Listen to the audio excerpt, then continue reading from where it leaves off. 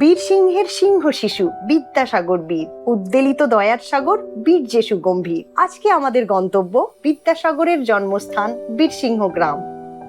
সড়ক পথে কোলাঘাট, পাঁশকুড়া, ঘাটাল পেরিয়ে পৌঁছে গেলাম বর্ণপরিচয় মোড়ে। সেখান থেকে বীরসিংহ রোড ধরে অল্প কিছুটা এগোতেই সেই ঐতিহাসিক গ্রাম, যেখানে সংরক্ষিত আছে তাঁর জন্মভিটে। ভেতরে ঢুকতেই চোখে পড়ল 14টি মাইল ফলক।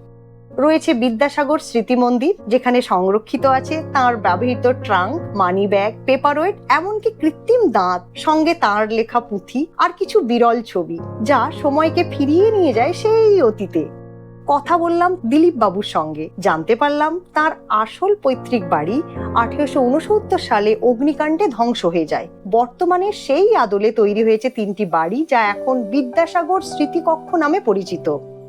এই কক্ষের ভেতরে মাটির ছোট ছোট মূর্তি দিয়ে তুলে ধরা হয়েছে তার জীবনের নানান ঘটনাবলী। আর রয়েছে মায়ের কোলে ছোট্ট বিদ্যাসাগরের মূর্তি, যা পুরো জায়গাটার আবেগকে আরো জীবন্ত করে তোলে। সবশেষে ঘুরে দেখলাম শিশু উদ্যান, লাইব্রেরি আর তার শৈশবের সেই স্কুল, সঙ্গে মায়ের নামাঙ্কিত বীরসিংহ প্রভাবতী বিদ্যালয়।